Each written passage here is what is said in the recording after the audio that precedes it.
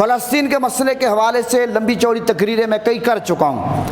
فلسطین، بیت المقدس کی کیا اہمیت ہے، مسجد اقصیٰ کی کتنی فضیلت ہے، اہمیت ہے، وہاں کی عبادت کی کیا فضیلت ہے، اس کے تقدس کے لیے ہم نے کیا کرنا ہے۔ لیکن اب جو کرنٹ ایشو ہے اس کے حوالے سے میں اتنا عرض کروں گا کہ بہت سارے علماء بھی اب باتیں کر رہے ہیں۔ کل بھی ایک بہت بڑی کانفرنس ہوئی اور اس میں مفتی منیر الرحمان صاحب نے جہاد کا فتویٰ بھی دے دیا، علماء نے بھی بات کی، اچھی بات کی، دیر آئے درست ہے۔ لیکن آپ جانتے ہیں کہ اللہ کے فضل و کرم سے اس منبر سے ہم نے ہمیشہ آواز بلند کی ہے فلسطین کے لیے، اور میں دعا میں ہمیشہ کہتا ہوں کہ یا اللہ جو فلسطین کے مسلمان ہیں ان پر جو ظلم ہو رہا اس کا خاتمہ کر دے۔ اور میں ہمیشہ ایک دعا کرتا ہوں، آپ گواہی دیں گے نہیں دیں گے؟ قیامت کے دن بھی آپ نے گواہی دینی ہے کہ یا اللہ اسلامی حکمرانوں کو غیرت عطا فرما۔ میں کہتا ہوں نہیں کہتا۔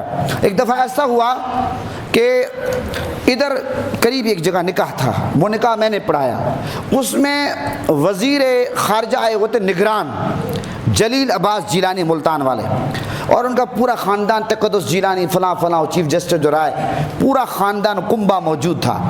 جب نکاح کے بعد میں نے دعا کی، دعا میں نے کہا کیونکہ خوشی کے موقع پر دعا قبول ہوتی ہے، لہذا یہ نکاح کا موقع خوشی کا موقع ہے، تو میں فلسطین کے لیے دعا کرتا ہوں، اور جو دعا میں جامع مسجد المجتبیٰ میں کرتا ہوں وہی دعا کروں گا۔ انہوں نے کہا ٹھیک ہے آپ کریں۔ ان کو پتہ کیا اس نے یہ دعا کرنی۔ میں نے کہا یا اللہ ہمارے جتنے بھی اسلامی حکمران ہیں ان کو غیرت کی گولی عطا فرما، ان کو غیرت عطا فرما۔ تو وہ ہکے کے بکے رہ گئے۔ پتہ چلا اللہ کے فضل و کرم سے یہی دعا ہم ٹیلی ویژن پہ بیٹھ کے کرتے ہیں، یہی دعا ہم مسجد میں کرتے ہیں، یہی دعا میں تمام جتنے بھی اجلاس ہوتے ہیں، پروگرام ہوتے ہیں، سیمینار ہوتے ہیں، کانفرنسیں ہوتی ہیں، ہمارے قول فعل میں تضاد نہیں ہے۔ الحمدللہ جو ادھر بولتے ہیں وہی بہر بولتے ہیں۔ ایسے نہیں ہے کہ ادھر سے نکلے سر سے ٹوپی اتار دیں، ہمارا وہ معاملہ کبھی آپ نہیں دیکھیں گے۔ محترم حضرات، فلسطین کے لیے اب ہم نے کرنا کیا ہے؟ ہم نے 3-4 کام کرنے عوام نے۔ پہلا کام کیا کرنا ہے؟ اسرائیل کی جو مصنوعات ہیں ان سے بائیکاٹ کرنا ہے۔ اب ہمارے لوگ کہتے ہیں جناب مسلمانوں کی مصنوعات تو ہیں نہیں، اگر ہیں تو 2 نمبر ہیں، تو 2 نمبری کا خاتمہ کس نے کرنا ہے؟ گورنمنٹ نے کرنا ہے، ایک بات۔ دوسری بات ہے کہ مصنوعات جب آپ مسلمانوں کی خریدیں گے نہیں تو وہ بنائیں گے کیسے؟ اور پھر دوسری بات ہے کہ اب لوگ کہتے ہیں کہ ہم ڈالٹے کے علاوہ کچھ نہیں کھاتے، سرسوں کا تیل استعمال کریں، زیتون کریں، صوفی گھی استعمال کریں، اور تھوڑے گھی ہمارے۔ تو اب آپ ان کی مصنوعات سے بچیں، کوشش کریں، ان کی بوتلیں نہ پئیں۔ آپ جب ان کی مصنوعات کا بائیکاٹ کریں گے، اور یہ جو یہود و نصارہ ہیں یہ پیسے کے پٹھو ہیں، یہ خود بخود اپنے ہتھیار پھینک دیں گے، آپ کے قدموں میں آ جائیں گے۔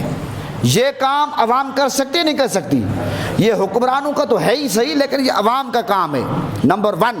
نمبر 2، ہم فلسطین کے لیے کیا کچھ کر سکتے ہیں؟ ہم نے یہ کرنا کہ اپنی ہر دعا میں، حضور کی حدیث ہے دعا مومن کا ہتھیار ہے، دعا عبادت کا مرز ہے، ہر دعا میں فلسطینیوں کو یاد رکھنا ہے، غیب سے اللہ مدد کرے گا، ایسے ہے یا نہیں؟ 2 باتیں۔ تیسرا ہم نے کام کیا کرنا ہے کہ آپ کو اگر ممبر تک آپ کی پہنچ ہے، ممبر رسول تک، آپ کی ٹیلی ویژن تک پہنچے، اخبار تک پہنچے، سوشل میڈیا تک پہنچے، جہاں تک آپ کی پہنچ ہے آپ آواز بلند کریں۔ یہ 3 کام ہم کر سکتے ہی نہیں کر سکتے، تو بابا بہانے تلاش نہ کریں، یہ 3 کام ہر ایک کرے۔ اب رہا معاملہ حکمرانوں کا، حکمرانوں کو اتحاد کرنا ہوگا، اور حکمرانوں کو سب سے پہلے اتحاد مکہ مدینہ میں کرنا ہوگا۔ جب ہم یہ کہتے ہیں کہ دین اسلام ادھر سے آیا ہے، تو ان کو یہود و نصارہ کی گود سے اٹھ کر مسلمانوں کے قائدین میں سعودیہ والوں کو کھڑا ہونا ہوگا۔ تو جب وہ وہاں سے آواز بلند کریں گے، وہاں پریس کانفرنس کریں گے، اور اس وقت آپ کو پتہ ہے جو چوتھی بات عوام بھی کر سکتے ہیں، جو امیر طبقہ ہے، آپ ان کو میڈیسن بھیجوائیں، راشن بھیجوائیں، کفن بھیجوائیں۔ بغیر کفن کے بچے پڑے ہوئے ہیں کھلے آسمان تلے، ان کو غذا کی ضرورت ہے، ان کو کیمپ کی ضرورت ہے، پانی کی ضرورت ہے، دواؤں کی ضرورت ہے۔ یہ سارا کام عوام بھی کر سکتی ہے اور بڑے پیمانے پہ گورنمنٹ کر سکتی ہے. تو لہٰذا گورنمنٹ کو کھڑا ہونا چاہیے. تمام اسلامی جو حکمران ہیں 57 اسلامی ممالک ہیں ان کو غیرت کرنی چاہیے. یہ موقع ہے. یاد رکھنا اگر بیت المقدس نہیں رہے گا, مسجد اقصی نہیں رہے گی جہاں سے میں میرے آقا معراج پہ گئے, جہاں پہ 17 مہینے منہ کر کے نماز پڑھی, اور بیت المقدس کا تقدس نہیں رہے گا, تو مجھے آپ یہ بتائیں ہم بچیں گے؟ بابا آپ کسی پہ احسان نہ کرو, اپنے آپ پہ احسان کرو, اپنی فکر کرو, اپنے بچوں کی فکر کرو. لہٰذا اپنے آپ کو بچانے کے لیے کردار ادا کرو, فلسطین کی آواز بلند کرو جہاں تک کر سکتے ہو. یہ جو مسلمان کمزور ہو جاتے ہیں جناب ہماری آواز بلند کرنے سے کیا ہوگا, یہ کبھی نہ کرو. ایک ہے جہاد باللسان, زبان کا جہاد, ایک ہے جہاد بالقلم, ایک ہے جہاد بالسیف, تلوار کے ذریعے. اب تلوار کی جنگ تو رہی نہیں ہے. اب تو آپ کو پتہ ہے یہ ہمت تو ہماری حکومت نے کرنی ہے. اللہ ان کو غیرت دے, تمام اسلامی حکمرانوں کو غیرت دے. یہ کام تو ہم اب کر نہیں سکتے. اگر یہ کام ہوتا, کوئی چاقو اٹھا لیتا, کوئی چھری اٹھا لیتا, کوئی تلوار اٹھا لیتا, کوئی کلاشنکوف اٹھا لیتا, کچھ نہ کچھ تو کر لیتے, مارتے یا مروا لیتے. لیکن اب یہ تو ہمارے لیے یہ کام ہو نہیں سکتا. لہٰذا تمام اسلامی لوگوں کو, حکمرانوں کو غیرت کرنی چاہیے.